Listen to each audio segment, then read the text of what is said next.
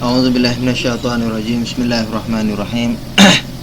Astaghfirullah rabbi wa atubu ilaihi walhamdulillahirabbil alamin wassalatu wassalamu ala asyrafil anbiya'i wal mursalin habibina wa habib rabbil alamin Abil Qasim Muhammad wa ala alihi at-tayyibin at-tahirin al-ma'sumin al-muntajabin. Ya Ali ya Azim ya Ghafur ya Rahim anta Rabbul Azim alladzi laysa kamitslihi syai' wa huwas samiul basir. وهذا شهر عظمته وكرمته وشرفته وفضلته على الشهور وهو الشهر الذي فرضت صيامه علينا وهو شهر رمضان الذي أنزلت فيه القرآن هدى للناس وبينات من الهدى والفرقان وجعلت فيه ليلة القدر وجعلتها خيرا من ألف شهر فيا ذا المن ولا يمن عليك من علينا بفكاك رقبتنا من النار fi man tamunnu alaih wa adkhilnal jannata birahmatika ya arhamar rahimin.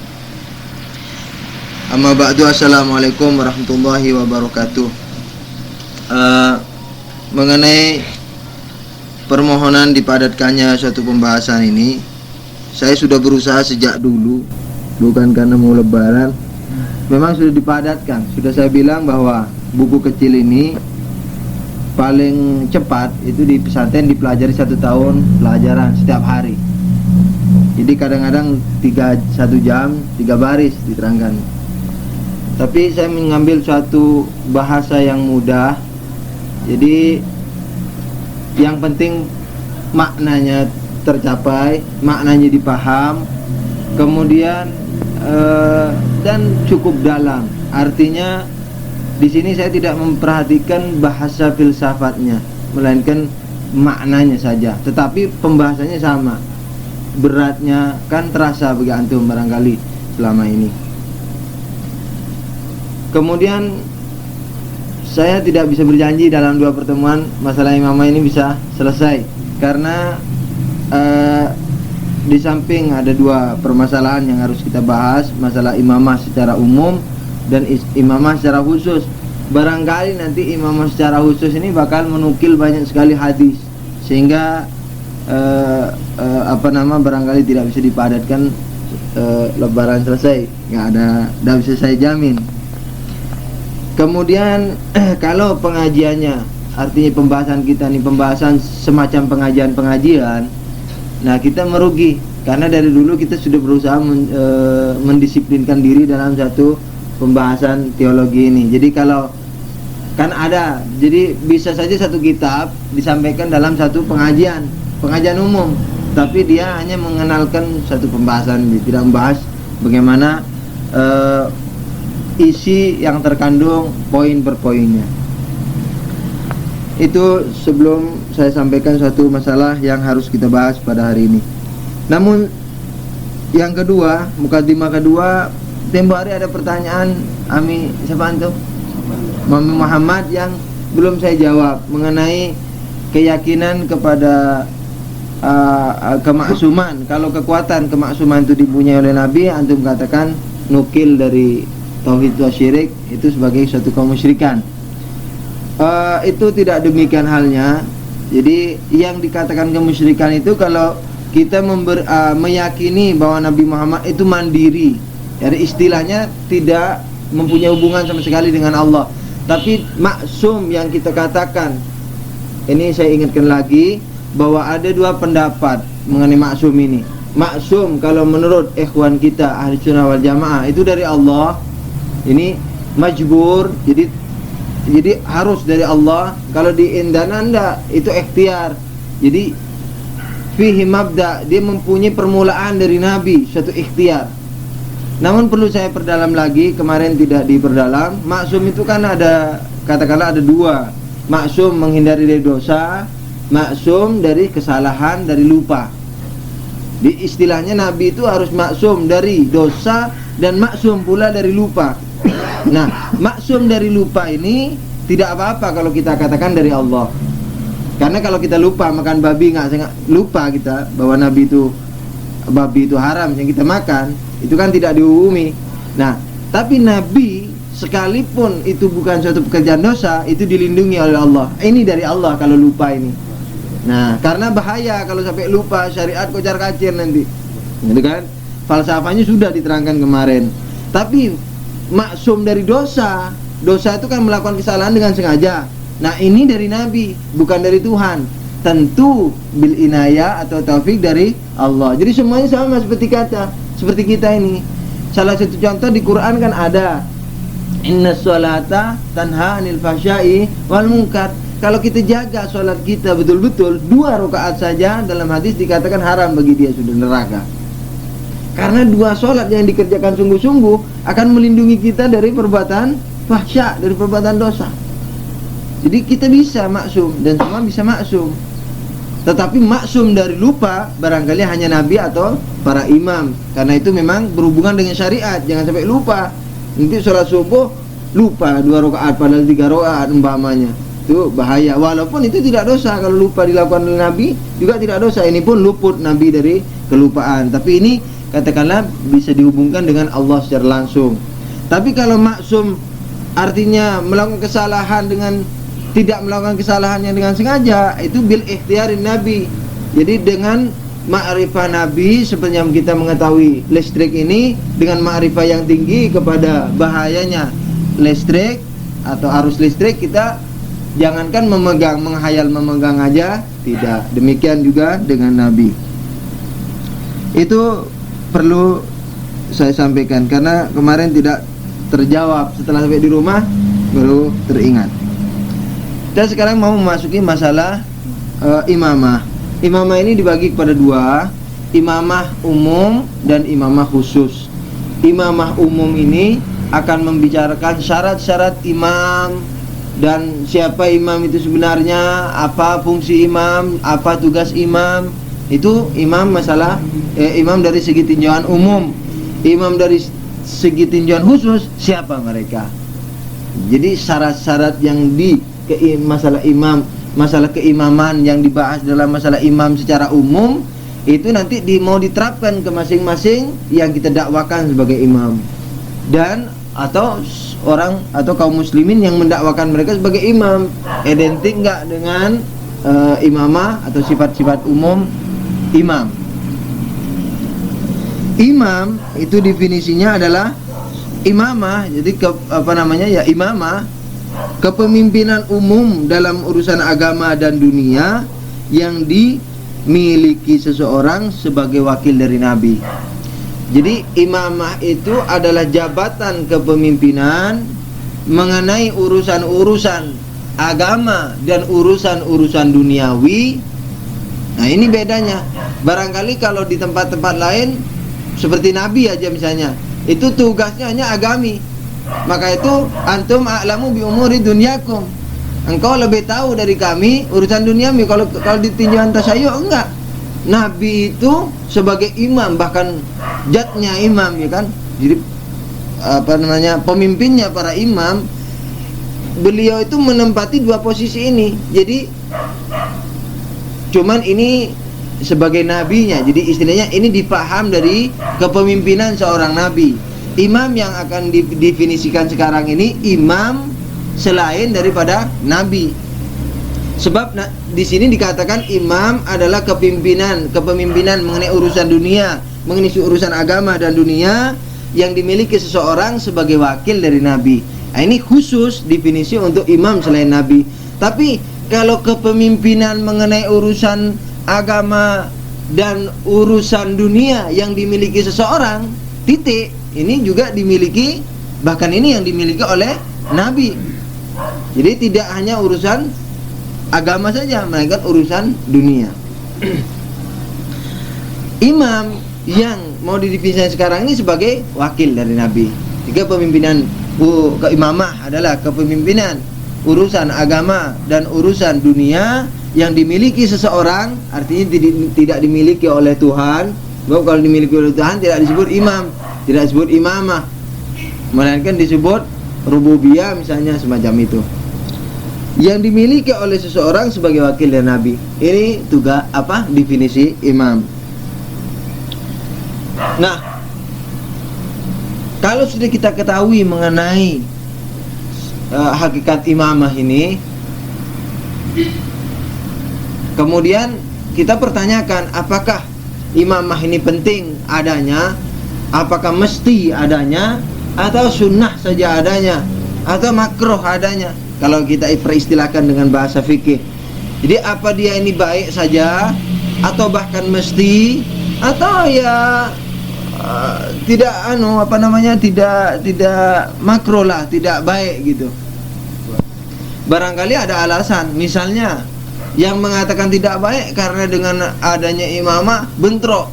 Ada banyak ngaku imam kan, pemimpin sama pemimpin bentrok, barangkali mau dimakruhkan, ya kan? Atau diihsankan aja, mustahab, sunnah aja, sebaik saja. Karena dengan pemimpin bisa terpadu jalannya. Nah, bisa tinjauan-tinjauan kita kan bisa dari beberapa aspek yang khusus. Atau bahkan wajib. Yang mana mau kita pilih? Setelah kita renungi, ya kan? Tadi definisinya imam apa? Kepemimpinan mengenai urusan agama dan dunia yang dimiliki seorang sebagai wakil dari Nabi.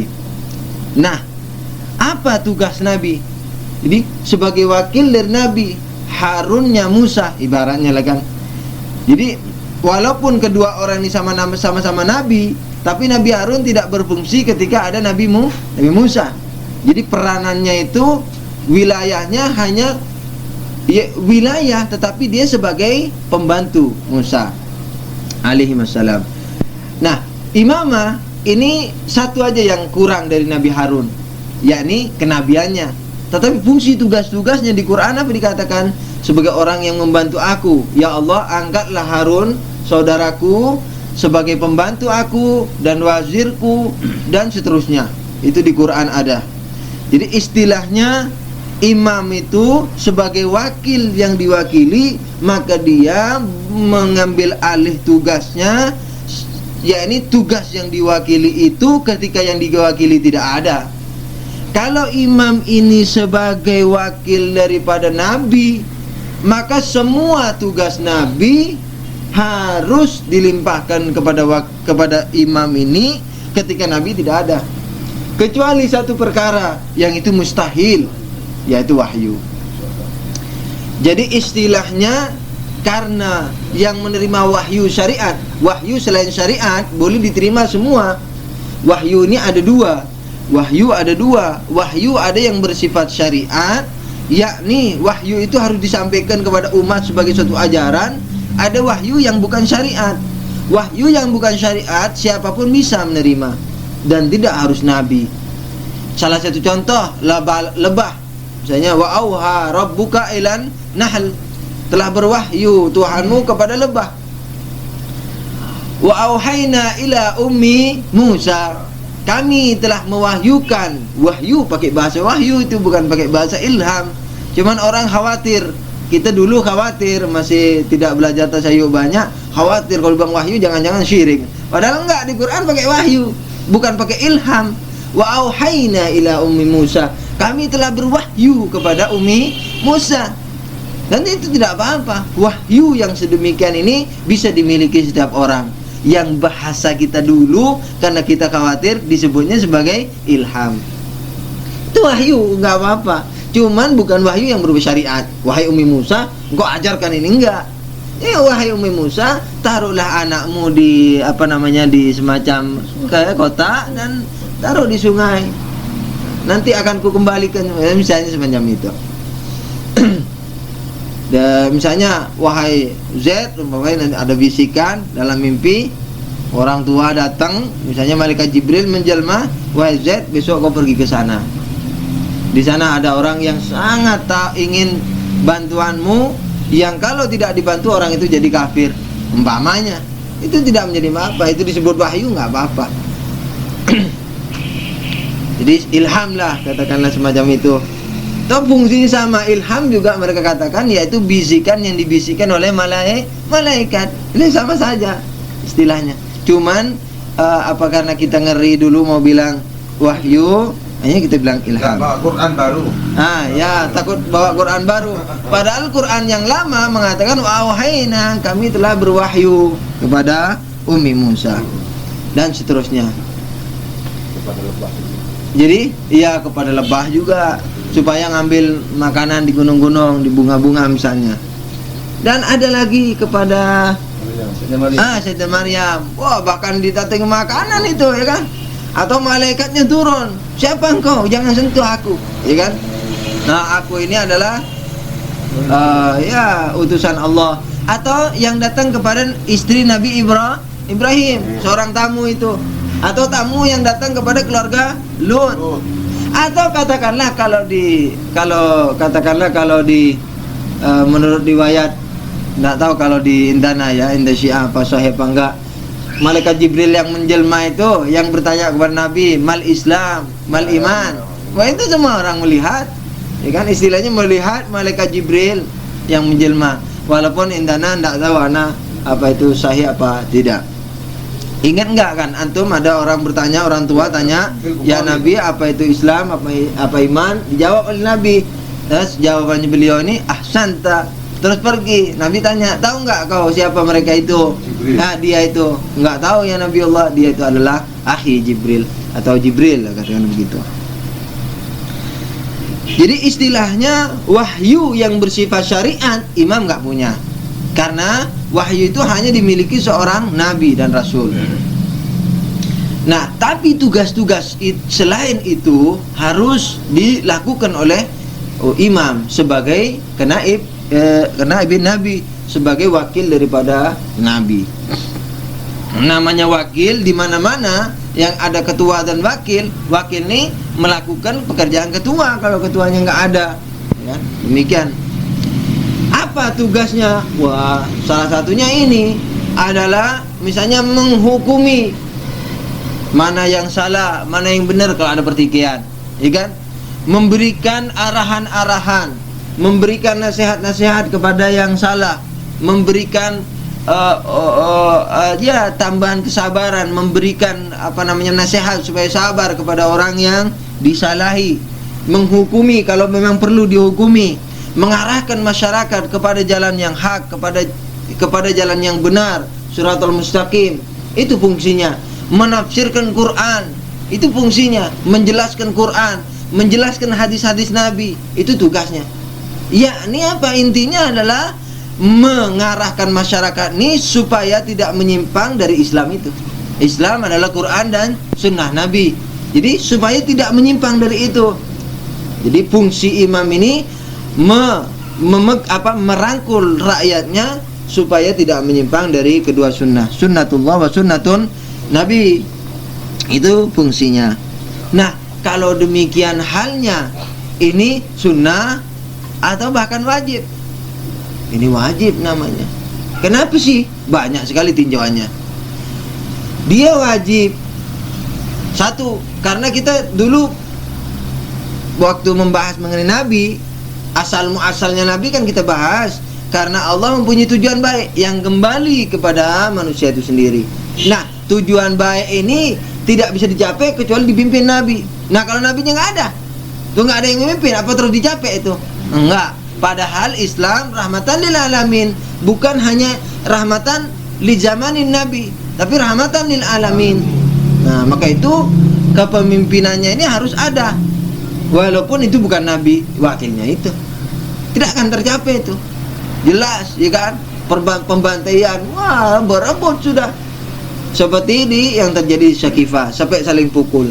Itu pun karena barangkali syuja'ah mereka kurang. Kalau syuja'ahnya, keberaniannya sama-sama, perang itu banjir darah. Tapi karena syaja'ahnya kurang, ketika dimain begitu di mana itu di Syakifah itu dipolitisir, dipolitiki gitu, akhirnya sebagian takut dan menerima itu kenyataannya. Walhasil, jadi istilahnya kalau imamah ini tidak ada, ya kan, tidak mungkin tujuan yang ditargetkan Allah itu bakal tercapai. Maka itu harus ada imam, wajib hukumnya. Itu pertama. Dalil yang kedua, tadi kita lihat bahwa fungsi imam sebagai wakil daripada Nabi. Dengan demikian dia mengarahkan kepada Islam. Jadi istilahnya memimpin umatnya supaya tidak keluar dari sunnatullah sunnatun Nabi. Nah, kalau fungsinya demikian dan kalau umat ini tidak dipimpin, apa bisa mereka itu tetap dalam lingkaran sunnatullah wa sunnatun nabi. Tidak bisa. Kenapa? Banyak sekali. Satu, alasannya dari dua ini bercabang. Karena rakyat kecerdasannya tidak sama. Ya kan? Ada yang bebel otaknya. Walaupun khair lah, katakanlah semua baik, tapi ada yang bebel, tidak bisa diingkari apa semua di zaman Nabi intelektual semua. Enggak kan? Sama seperti sekarang, namanya umat begitu, kompleks. Ada yang bebel. Kemudian kalau bebel, pemahaman Islamnya kurang. Ya kan? Jadi istilahnya dia tidak akan dapat memahami Islam seutuhnya 100%. Nah, kalau demikian halnya, dia akan bisa menyeleweng setelah Nabi. Oke, kalau ada pada zaman Nabi, salah diingetin. Lah kalau tidak ada Nabi, terus tidak ada imam, salah siapa yang mau ngingetin? Tidak ada. Kemudian masuknya Islam orang berlainan. Ada yang lama sekali, ya kan? Ada yang baru, ada yang 2 tahun sebelum Nabi meninggal, ada yang 5 tahun. Tentu ilmunya nggak sama. Orang yang 10 tahun masuk Islam dengan yang 5 tahun nggak sama dong. Ilmunya nggak sama, dia bergaul lama dengan Nabi. Nah, orang yang masuknya Islam yang belakangan ini, katakanlah dari, kalau istilahnya yang awal-awal di nomor 1, katakanlah 2 ke 10 ini, 2 sampai hitungan 10 misalnya, atau tahun kedua atau misalnya tahun ketiga kenabian sampai tahun terakhir, sampai 20 tahun lagi. Orang kan itu masuknya tidak sama. Ada yang masuknya tahun ke-5, ada yang masuknya tahun ke-6, ada ke-7, tahun 8, 9, 10, 11, 20. Ada sampai tahun misalnya kayak Abu Hurairah tahun kira-kira 21 kenabian. Tahun 21 kenabian kan 23. Ini tahun 21 kira-kira Abu Hurairah masuk. Yang hafal hadis paling banyak di antara sahabat. Jadi yang sejak tahun pertama kenabian hanya ratusan, yang istilahnya 2 tahun menjelang kenabian berakhir masuk Islam ribuan hadisnya dan paling banyak. Salah satu contoh. Itu berbeda tahunnya. Nah, kalau berbeda ilmunya berbeda. Ya? Kalau ilmunya berbeda, kalau ada kemungkinan, berarti ada kemungkinan mereka salah dalam memahami Islam, sehingga dalam acting, dalam berbuatnya, dalam amalnya mereka bisa keliru. Nah, kalau ada Nabi enak diingetin. Kalau tidak ada Nabi, kalau tidak ada imam, siapa yang mengingeti? Hancurlah Islam. Padahal mereka harus dipelihara, khususnya mereka para sahabat Nabi, karena dari mereka kita akan dapat pengetahuan Islam itu. Kalau sejak zaman Nabi sudah tidak mutu, aduh susah ini. Zaman tabi'in sudah susah. Ini kan di zaman Nabi, misalnya yang masuk Islam setahun 2 tahun sudah mulai berfatwa, ya kan, mengenai Islam. Padahal Islam mesti dipelajari dan bergaul dengan Nabi 23 tahun. Nah, nanti tabi'in bagaimana mengetahui Islam dari yang 2 tahun itu? Tidak sama dengan tabi'in yang begitu berpecah terus, ya kan? Nah, mesti ada pengarah. Itu wajib hukumnya. Seorang itu setelah Nabi ada seorang yang yakum maqaman Nabi. Dia itu mempunyai posisi Nabi, mengarahkan dan mencegah penyelewengan. Ya. Dalil yang berikutnya, ya kan? Orang yang bersama Nabi dan walaupun masuk Islam di awal-awal pada zaman Nabi, itu pun tidak sama ilmunya.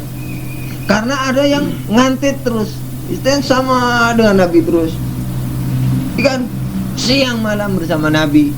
Ada yang enggak, ada yang ya ketemunya di masjid aja, kan, ketemunya di masjid aja. Ini ilmunya lain dengan orang yang misalnya lah dengan Fatimah putri Nabi, yang ngumpul terus sama Nabi siang malam, mau makan sama Nabi, dan Nabi ingat bicaranya tidak lawi, tidak lahu, tidak main-main, softo, ya softonya pun barangkali kalau ada itu softonya softo Islami, anak nggak tahu softonya Nabi. Ya kan, istilahnya tidak seperti kita walhasil. Itu semua majalis ilmu, itu majelis ilmu di tempat sofre, apa yang di meja makan, bukan meja, istilahnya di spray lah kan, bahasa kita spray lah, spray, sprah. Nah, di sprah makan, apa sudah itunya? Sprah. Kemarin ada janji. Sprah makan. ya kan, itu di apa namanya di dapur atau di rumah, ada lagi bincang-bincang di ruang tamu, anaknya kan selalu sama Nabi. Itu tidak akan sama dengan orang yang ketemu Nabi di masjid aja. Anaknya kiai sama istilahnya sama santrinya, kemudian sama rakyat lain. Sekarang aja misalnya ada pesantren, ya kan? Ada pesantren, ada kiainya. Anaknya kiai. Itu sudah berbeda dengan santri kiai. Santri kiai itu berbeda dengan rakyat kiai. Ya kan? Jadi istilahnya rakyat ini pun nanti dilihat, gitu. Jadi saya ulangi, anak kiai tidak sama dengan santri atau murid kiai. Murid kiai tidak sama dengan rakyat kiai. Rakyat kiai yang dekat tidak sama dengan rakyat kiai yang agak jauh. Rakyat kiai yang agak jauh tidak sama dengan yang jauh. Islam di sahabat di zaman Nabi yang di Madinah tidak akan sama dengan yang ada di Mekah atau di Yaman atau di Habasyi sana. Mereka selalu berjamaah misalnya dengan Nabi. Habis jamaah Nabi misalnya sholat jamaah berpidato atau ceramah setiap hari. Mereka enggak setiap hari mendengar Nabi. Ilmunya lain. Nah, kalau ilmunya lain, ada kemungkinan besar bukan kemungkinan lagi. Jadi istilahnya kemungkinan itu 99 di antara 100%. 99 ada kemungkinan salah. Jadi kemungkinan benarnya 1% aja. Dia ilmunya, mereka mukhlis, katakanlah mukhlis, khair, baik. Mereka tuh tidak tahu kalau mereka berbuat salah. Katakanlah kita kalau ngeri mau bilang, belum lagi kalau bicara munafiknya, katakanlah khair semua, baik semua. Tapi karena ilmunya tidak sama, pun tidak akan bisa menghasilkan suatu pekerjaan yang sama. Begitu perlu adanya seorang yang mengarahkan mereka, yang melarang mereka, mencegah mereka berbuat salah, mengingatkan mereka. Nah, orang yang mengingatkan ini harus mempunyai ilmu yang hebat. Itu salah satunya. Jadi istilahnya wakil imam ini, wakil nabi ini yang disebut imam wajib adanya, bukan sunnah, apalagi makruh.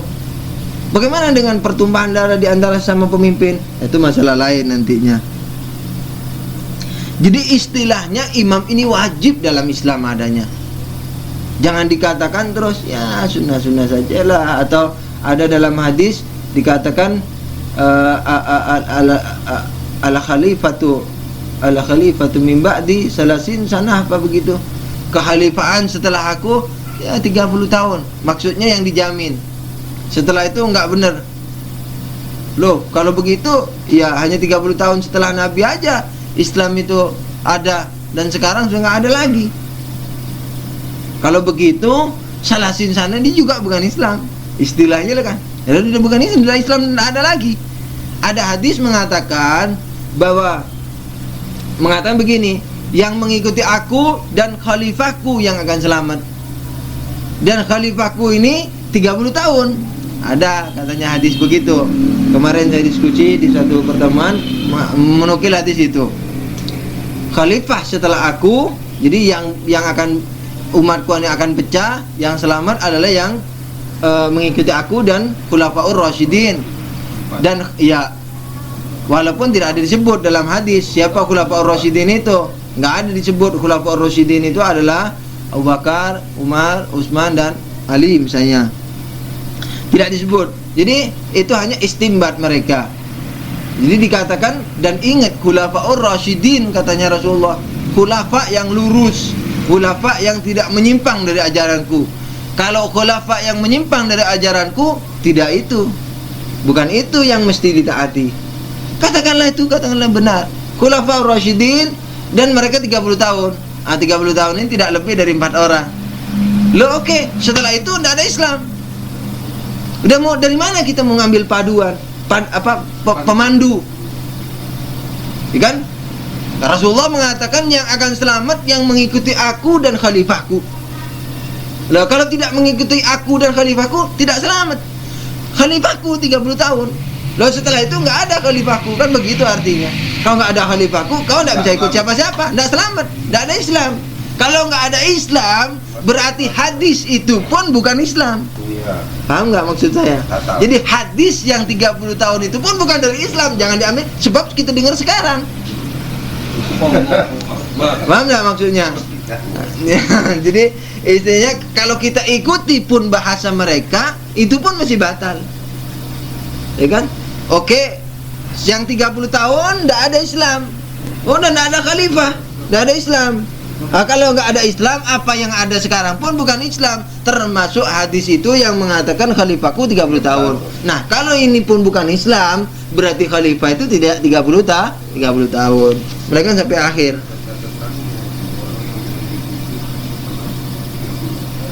Apa artinya semasa khalifah 30 tahun itu kan catatannya ada. Gitu. Jadi walaupun imam-imamnya tidak ada, tapi Quran sudah tercatat. Ini sudah. Itu susah Mi kalau ditakwil begitu, karena catatannya ada, Nabi pun catatannya ada.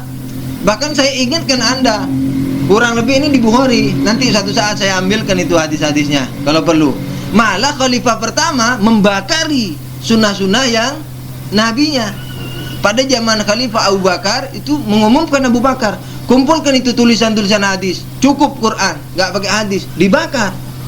Dan hadisnya di Bukhari, di Muslim, nanti saya carikan. Dan saya masih ingat itu, mudah-mudahan saya tidak salah ingat. Ada datanya cuman di teman saya. Saya tidak minat waktu itu karena karena saya anggap masalah yang sudah terkenal. Tapi kalau artinya sudah umum. Tapi kalau barangkali ada ingin yang mengecek, nanti akan saya ambilkan insyaallah. Jadi dikumpulkan itu. Kalau dengan alasan catatan, karena khalifah yang paling ada catatannya, nggak bisa. Karena Nabi pun ada catatannya. Dan ingat, sudah saya katakan, Islam itu fondasinya dua, yaitu Al-Quran dan Sunnah. Tidak lain dari ini. Tidak khulafa'u ar-rasyidin pun, sekalipun kalau khulafa'u ar-rasyidin. Kalau itu sebagai asas ukuran. Nanti dalam imamah tasyayyu, khulafa'u ar-rasyidin juga sunnah.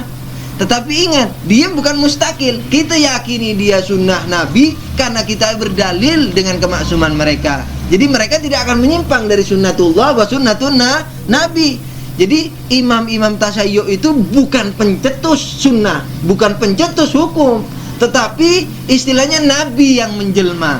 Begitu. Istilahnya mereka itu tidak akan keluar dari langkah Nabi, apalagi langkah Allah, walaupun itu selangkah. Dengan dalil maksumnya nanti akan kita berdalil. Nah, tapi ikhwan kita Ahlus Sunnah wal Jamaah tidak ada meyakini maksum selain Nabi. Di Khulafaur Rasyidin itu tidak maksum menurut mereka. Maka itu Khulafaur Rasyidin itu sebagai pencetus sunnah, pencetus dasar hukum. Paham bedanya kan? Kalau di tasyayyu, Islam itu adalah Quran, Nabi dan imam. Tapi imam sebagai jelmaan Nabi. Jadi dia tidak akan membawa hal-hal baru. Alasannya maksum. Nanti kita akan berdalil. Nah, tapi kalau di Sunni, ahwan kita atau saudara kita Ahlus Sunnah wal Jamaah, karena mereka tidak yakin adanya maksum selain Nabi, maka mereka bisa salah. Jadi pendapatnya bisa berbeda dengan pendapat Nabi. Nah, mereka juga jadikan Khulafaur Rasyidin ini sebagai dasar hukum Islam. Jadi Islam bersumber kepada Quran, kepada Nabi dan khulafa. Khulafa yang tidak dijamin sama dengan Nabi karena tidak dijamin maksum. Kalau begitu, dia adalah suatu yang mandiri sebagai ukuran Islam. Nah, ini tidak dikenal dalam Islam. Islam hanya Quran dan Sunnah. Tidak dikenal ukuran selain itu. Ya kan? Nah, bagaimana? Iya, bisa dibedakan, ya kan? Kalau sudah ala kulli hal. Jangan terlalu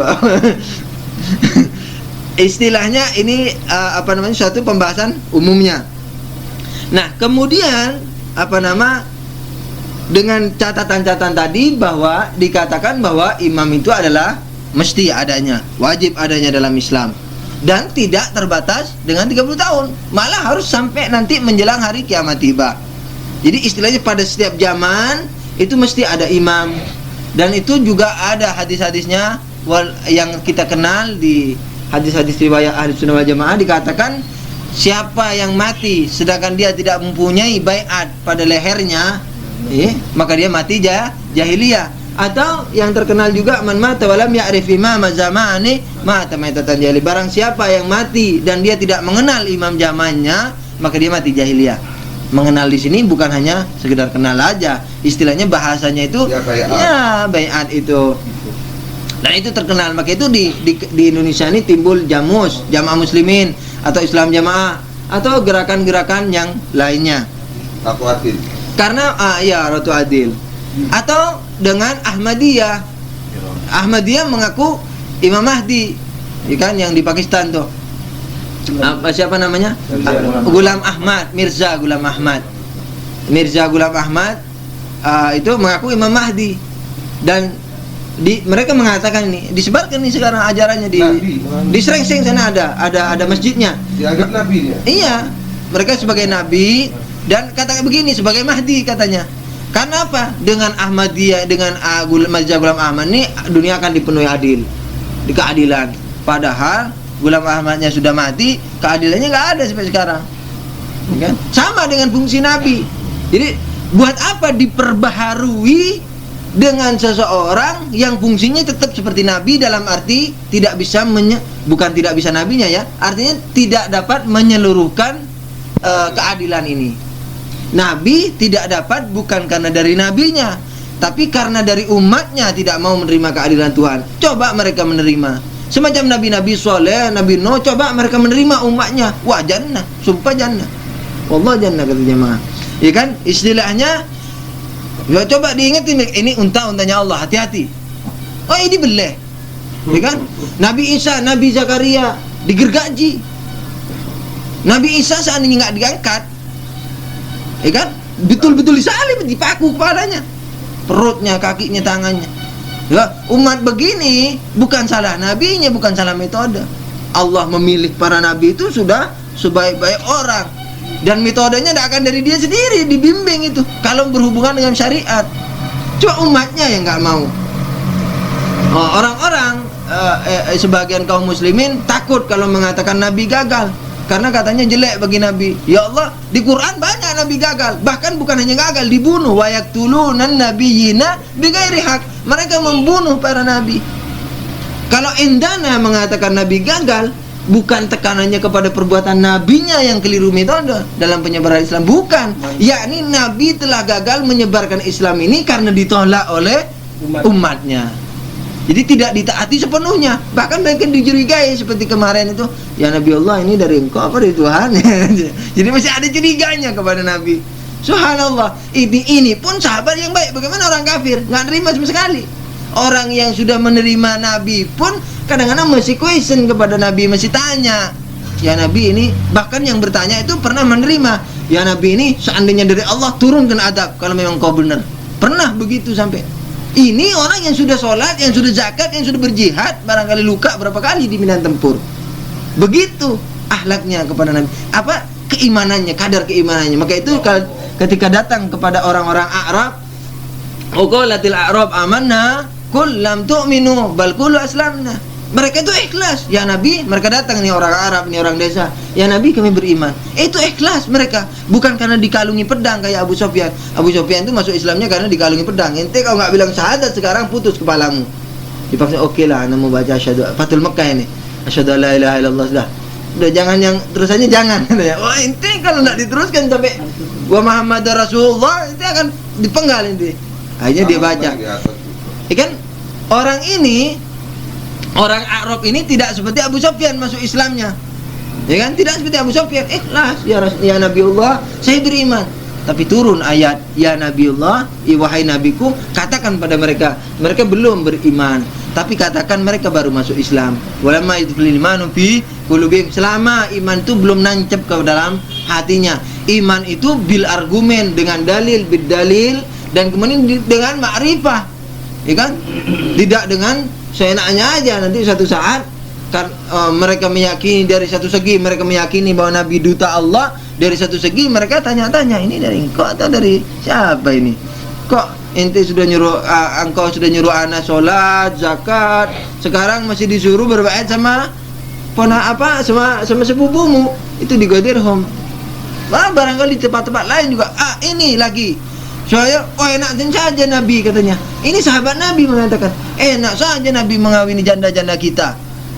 Nah, tapi kita nggak boleh mengawini janda Nabi. Demi Tuhan, kalau Nabi mati akan kukawini istrinya. Ada yang begitu. Iya, ada yang begitu. Sampai turun ayat, kemudian diboikot nih orang.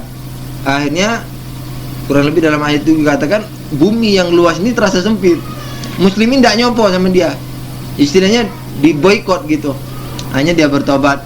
Ala kulli hal, tobatnya kita tidak bisa bahas, cuman kita hanya nukil akhlaknya itu. Walhasil itu suatu perbuatan ada di zaman Nabi. Dan buktinya juga setelah Nabi wafat, inilah Nabi menjelang wafat. Ini di Bukhari ini. Hadisnya di Bukhari. Nabi menjelang wafat berkata, "Berikan kepadaku kertas dan tinta." Ada yang tega, seorang sahabat mengatakan jangan kasih. Nabi sudah mengigau, meracau. Bayangkan Nabi meracau. Nabi yang dikatakan umma yantiqu anil hawa in huwa illa wahyun yuha. Nabi itu tidak berbicara sesuai dengan hawa nafsunya, melainkan wahyu yang diwahyukan. Masih mentolo, mengatakan mentolo itu tega bilang bahwa ini meracau. Nah itu, ini tidak bisa dengan hal-hal yang. Nah, sahabat yang demikian majmuknya ini, sahabat yang puluhan ribu, yang levelnya berbeda-beda ini, mau disamakan tidak bisa. Dan ini tanpa dibimbing oleh seorang yang membimbing kepada Shiratal Mustaqim, menjaga mereka dan melengkapi pelajaran-pelajaran yang Nabi tidak dapat melengkapinya karena jauh atau karena umur Nabi sudah tertutup. Ini tanpa dibimbing tidak bisa. Mereka itu tetap dalam Shiratal Mustaqim. Jadi keadaan mereka itu demikian. Di Uhud lagi, hati-hati ya. Engkau yang ada di Uhud, jangan turun apapun yang terjadi. Artinya terbunuh sekalipun aku ini. Itu yang dapat kita pahami. Jangan turun. Oh, ini bukan Nabi yang terbunuh, melainkan apa? Ada harta bergelimang di situ. Mereka lirik-lirik. Ini kalau nggak turun kita nggak kebagian. Wah, berdebat itu di antara mereka. Sebagian besar turun. Menurut yang kita dengar. Nggak, katanya ada beberapa yang tetap. Ada yang tinggal. Jadi tuntut nanti sama yang tinggal. Hati-hati. Ya, kita harus tetap dalam artian kejujuran. Jadi walaupun kita membuktikan ada yang salah, tapi yang benar harus kita pertahankan. Jangan sampai dikira semacam orang-orang yang mengatakan Syiah itu semua sahabat walhasil jelek kecuali 4. Di mana kata-kata itu ada? Di hadis mana?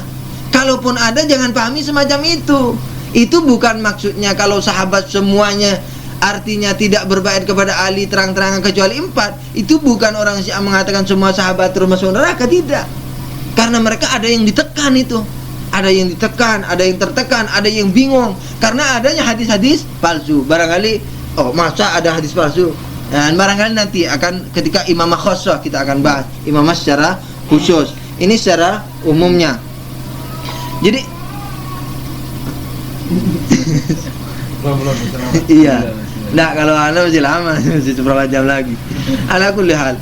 Istilahnya apa tadi? Nah, keadaan sahabat yang demikian majmuknya ini yang tidak bisa dibantah. Katakan mereka hayir, tapi kedudukan mereka, level mereka, ilmu mereka dan semuanya itu bersahabatnya dengan Nabi. Ada yang jauh, ada yang dekat rumahnya, ada yang luar kota, ada di luar negeri, Ethiopia sana. Ya kan? Di Yaman. Sekarang sudah luar negeri, pakai pesawat aja tidak akan ilmunya sama. Misalnya Nabi di zaman sekarang, ilmu mereka yang ada di Yaman tidak akan sama dengan ada yang di Mekah atau dengan yang keluarga Nabi atau yang dekat dengan Nabi yang kumpul dekat tangga dekat itu yang setiap hari mendengar. Masa sekarang teknologi canggih, itu pun tidak bisa. Tidak mungkin dimasukkan ke TV setiap hari. Ini paling tidak siaran Nabi di pelajaran secara langsung ke Yaman paling tidak sejam sehari atau 2 jam sehari. Seandainya Nabi ini pada zaman sekarang, seandainya Nabi di zaman sekarang pun orang yang ada di Yaman sana ilmunya tidak akan sama dengan yang ada di Madinah. Ada yang ada dekat-dekat dengan Nabi. Apalagi di zaman dahulu orang mau pergi ke Yaman, berbulan-bulan barangkali. Ya kan? Nulis surat sampainya sudah lama. Sekarang pun walaupun ada siaran langsung TV pun ilmunya tidak akan sama. Orang yang bekerja di TV itu yang kumpul sama Rasulullah dengan orang yang ada di Yaman tidak sama. Semua yang disampaikan di Yaman, pejabat televisinya tahu, kan dia menyiarkan langsung, dengarkan juga kan Nabi berbicara waktu dia nyetel itu, waktu dia bekerja membantu Nabi dan direkam Nabinya atau disiarkan langsung. Nah, setelah tutup ini pun Nabi kan bicara, dan itu sunnah semua kan, itu bicara Nabi, sikap Nabi semuanya sunnah. Wah, itu pelajaran. Katanya sunnah Nabi adalah pembicaraannya dan sikapnya. Jadi semua pembicaraan Nabi dan sikapnya sunnah. Jadi mereka habis kerja dan setelah alat-alat TV-nya dimasukkan, misalnya kan Nabi keluar, Nabi berjalan, semuanya itu mereka lihat dan itu sebagai cahaya penyebar, istilahnya penyebar Islam yang hakiki. Mereka dapat pelajaran dari itu, orang Yaman nggak dapat. Jadi kan? Nah, ilmunya tetap tidak sama. Apalagi zaman dahulu, teknologinya tidak seperti sekarang. Kirim surat berbulan-bulan. Orang mau belajar kepada Nabi, maka itu ditekankan dalam Al-Quran salah satunya karena kemustahilan orang yang jauh dengan yang dekat itu sama, diisyaratkan dalam satu ayat yang berbunyi kurang lebih artinya begini: hendaknya sebagian di antara kamu mempelajari yatafaqqahuna fid din, mempelajari agama, memperdalami agama,